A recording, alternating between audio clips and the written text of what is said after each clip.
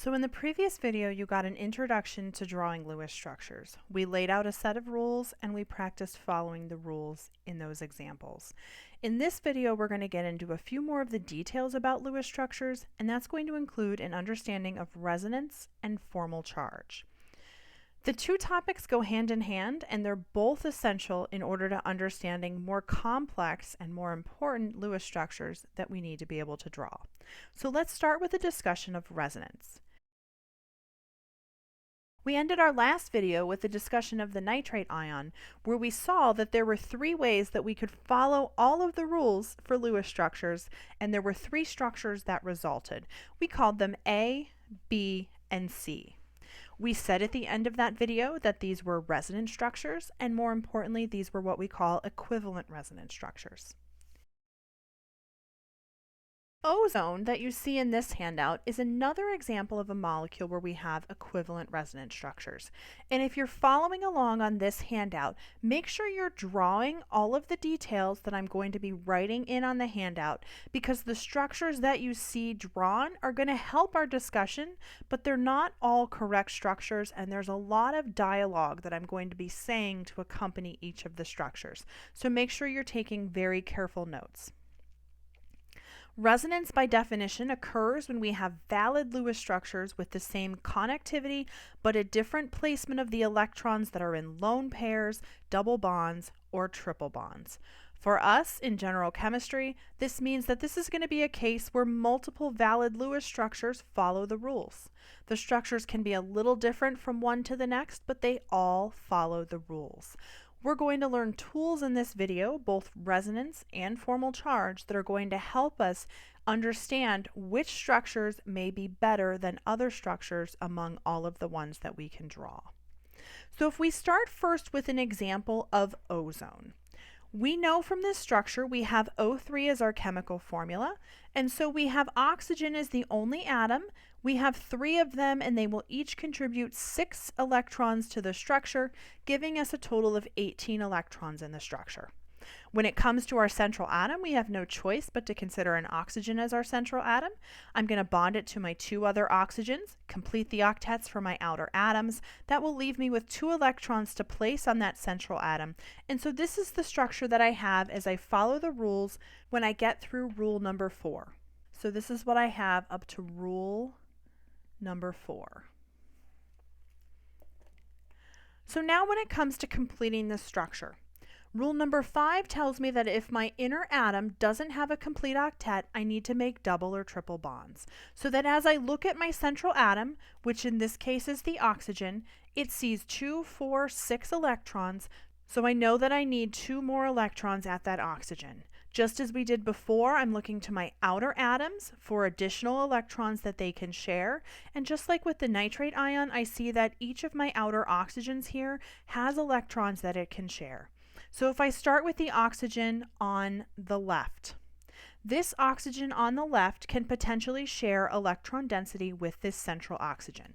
I could take a lone pair, like this one here, share it with that oxygen, and that's going to give me the structure that you see here. We'll call this structure A. As I moved from the original structure to structure A, I took this lone pair and I now placed it in that double bond. I didn't change my other 2 lone pairs, didn't change the lone pair on the oxygen, and I did nothing to this oxygen that points to the right. So that in this structure for A, all of my atoms have a complete octet.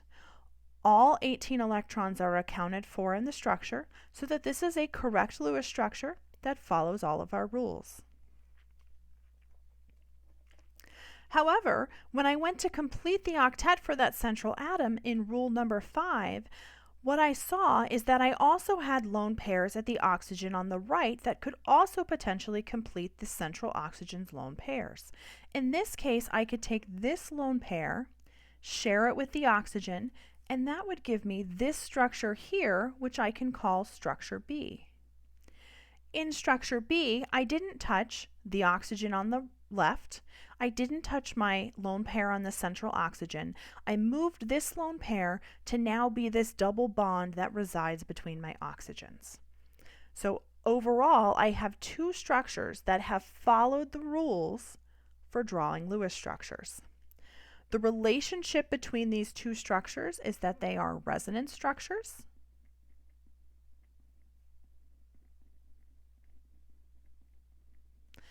They are resonance structures for one another, and more specifically, they are equivalent resonance structures. Because they are equivalent resonance structures, we see that they have the same bonding patterns. In A, I have an oxygen in the middle with a lone pair, a double bond, and a single bond to an outer oxygens.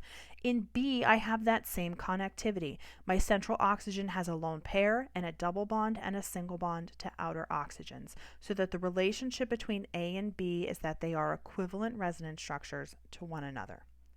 One of the other things that's really important to understand about resonance is that when you have resonance structures that you can draw for Lewis structures, the actual structure of your molecule becomes complicated, because the actual structure of our molecule is not structure A, nor is it structure B. The actual structure of our molecule is going to be what we call a resonance hybrid that considers both structure A and structure B. So that for something like ozone, our resonance hybrid is going to look like this, where instead of having double bonds or single bonds, we're going to have about 1.5 bonds between our oxygens. So the bonding gets very complicated as we start to look at these resonance hybrids. This is, however, the actual structure of the molecule. It's a combination of all valid Lewis structures that we can draw. Not all Lewis structures will contribute equally to the resonance hybrid, but we'll continue to evolve that discussion as we go throughout this video. The electrons are said to be delocalized in the structure, meaning they're not here in this double bond or this lone pair or this double bond. They're moving back and forth. These electrons can push towards the oxygen, pushing those electrons back to that oxygen, giving me B.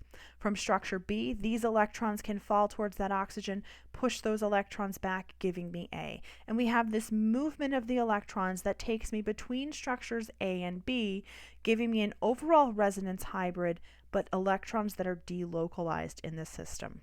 Not all structures will contribute equally, and again, we will continue to elaborate on that detail as we work through some additional examples. The oxygen-oxygen single bond length is 147 picometers. The oxygen-oxygen double bond length is 121 picometers.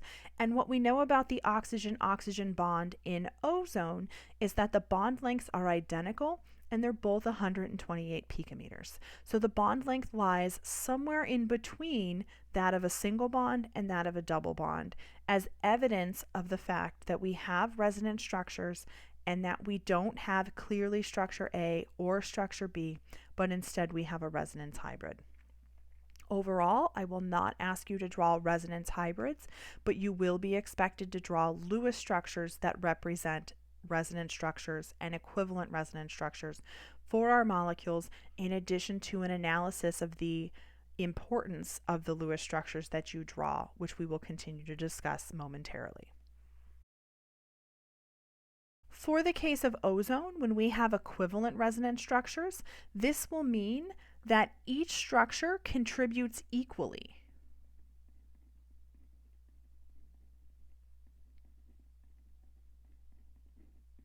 To the resonance hybrid.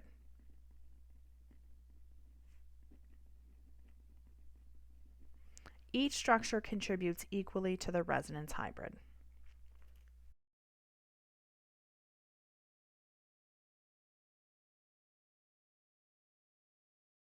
In order to continue to understand resonance, we also need to discuss formal charge.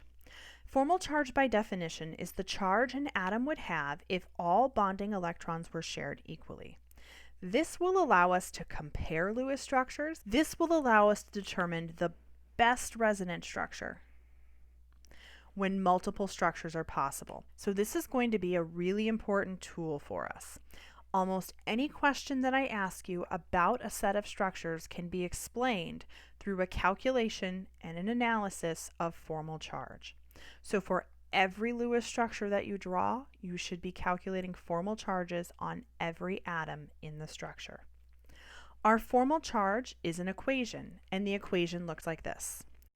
Our formal charge is going to take into account the number of valence electrons for our atom minus the number of non-bonding electrons that it sees in the structure, minus half the number of bonding electrons that it sees in the structure. Remember that the number of valence electrons comes from the periodic table. The number of non-bonding electrons are the electrons that belong just to that atom. So these are electrons that are in lone pairs. And your number of bonding electrons are the number of electrons from bonds. So that if I look at an example like this molecule here, I can do a formal charge calculation on a hydrogen.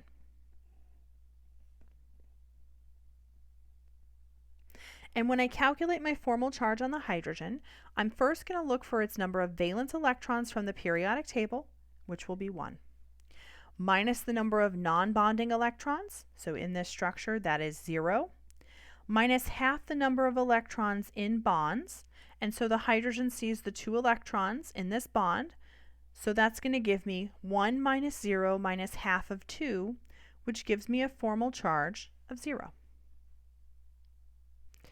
This hydrogen will have the same formal charge. It also sees a single bond. When we go through its calculation, it will also have a formal charge of 0. When I calculate the charge on the chlorine, as I calculate the formal charge on the chlorine, chlorine has 7 valence electrons from the periodic table. In this structure, the chlorine sees 2, 4, 6 electrons in lone pairs. In this structure, the chlorine sees 2 electrons in this single bond, so 7 minus 6 minus half of 2 gives me a formal charge of 0. I still have my nitrogen. As I calculate nitrogen's formal charge, my nitrogen has 5 valence electrons from the periodic table. In this structure, my nitrogen sees 2 non-bonding electrons. In this structure, my nitrogen sees 6 bonding electrons. 5 minus 2 minus half of 6 gives me a formal charge of 0. So that as I just calculated all of the formal charges for all of the atoms in this structure, I found that every atom had a formal charge of 0. And while that's a very boring set of calculations to just go through, that's a very good thing for your structure. It means that all of our atoms are happy with the amount of electron density that they are seeing in this structure. If I look at this molecule here, and I calculate the formal charges for all of the atoms in this structure, I can start with the oxygen.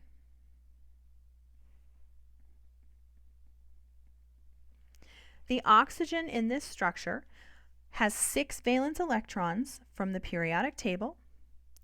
In the structure drawn, my oxygen has 2 non-bonding electrons here, 2 non-bonding electrons for a total of 4 non-bonding electrons. My oxygen also sees 4 bonding electrons in the form of this double bond, so that's going to give me 6 minus 4 minus half of 4, which gives me a formal charge of 0. As I calculate the formal charge on this carbon, carbon comes to this structure with 4 valence electrons. In this structure, it sees 0 electrons in lone pairs. In this structure, it sees 8 electrons in bonds. So 4 minus 0 minus half of 8 gives me a formal charge of 0. Finally, I have my hydrogens. Just like my hydrogen over here had 1 bond and a formal charge of 0, this hydrogen that has 1 bond will also have a formal charge of 0. Make sure you can go through the complete calculation to get to that. An additional important detail on formal charge is what you see here, and that is that the sum of all formal charges in a structure must be equal to the overall charge of the molecule or ion. So what that means is that not only do we need to consider the formal charge for each of the structures we're working with, we also need to consider the total formal charge.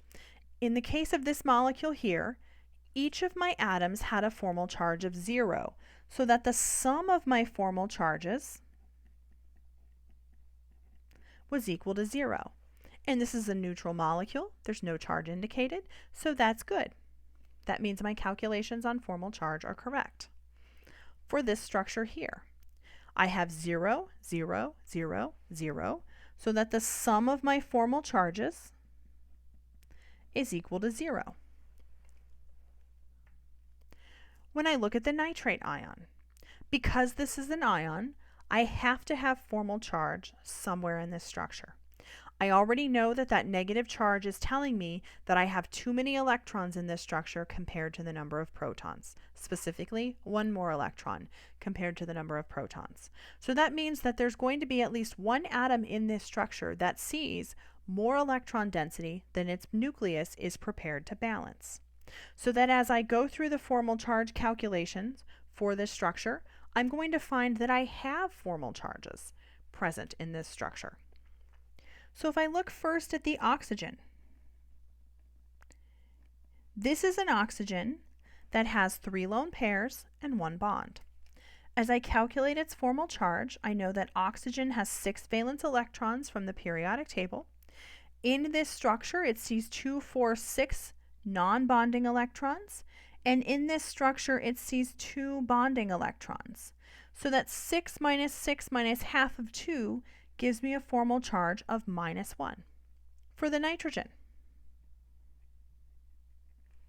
when I calculate the nitrogen's formal charge, it comes to this structure with 5 valence electrons.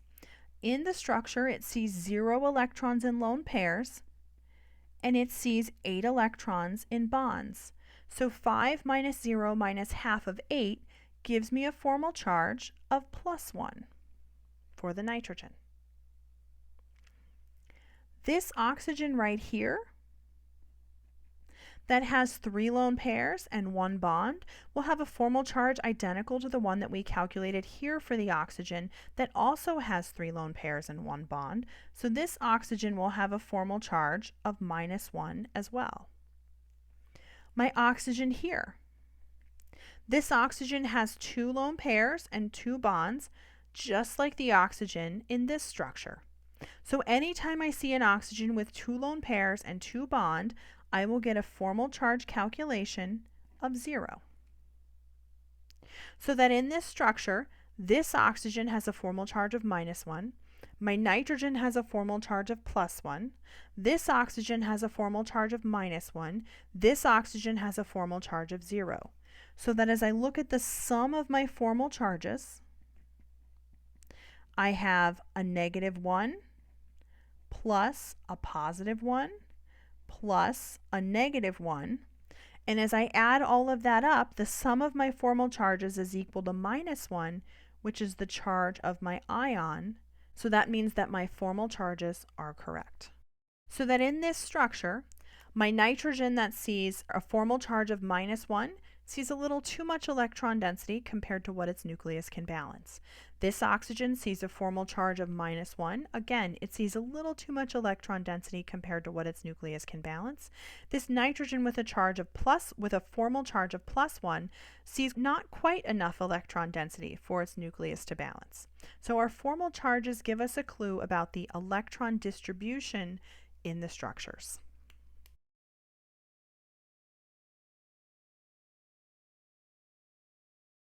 So if I go back to the 3 equivalent Lewis structures that I drew for the nitrate ion previously, I see that across these 3 structures I have formal charges in all of the structures, like we just calculated, but I have the same formal charges on the same type of atom across all of my structures. That means that in the orange structure, I have a nitrogen with a formal charge of +1. I have 2 oxygens that have a single bond and 3 lone pairs with a formal charge of -1, and an oxygen with a double bond, 2 lone pairs, and a formal charge of 0. In structure B, I have 2 oxygens with 3 lone pairs and 1 bond that have a formal charge of -1, an oxygen with a formal charge of 0, and a nitrogen with a formal charge of +1. And in structure C, I have that same bonding pattern. Nitrogen with a formal charge of +1, 2 oxygens with a formal charge of -1, and an oxygen with a formal charge of 0. So the fact that I have the same formal charges on the same type of atom across all 3 of these structures is further confirmation that I have equivalent resonance structures for these 3 Lewis structures for the nitrate ion.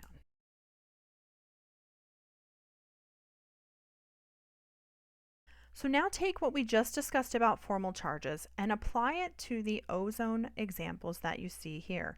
Pause the video and calculate the formal charge on each oxygen in each of these structures.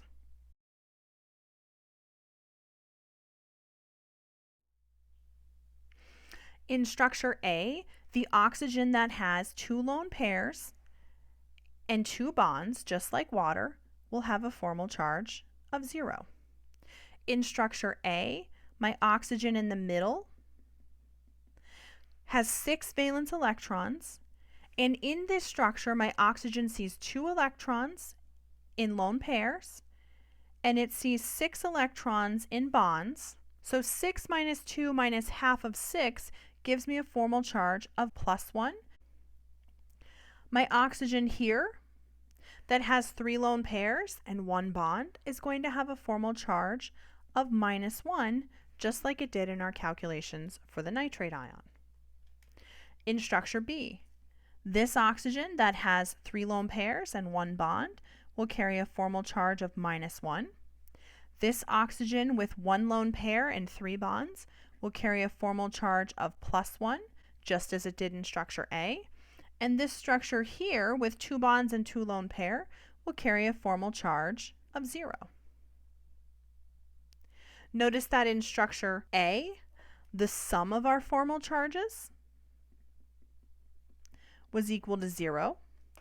And in structure B, the sum of our formal charges was also equal to 0. So that this is further evidence of the fact that we have equivalent resonance structures in the 2 Lewis structures that we drew for the ozone molecule because we have the same formal charges on the same types of atoms.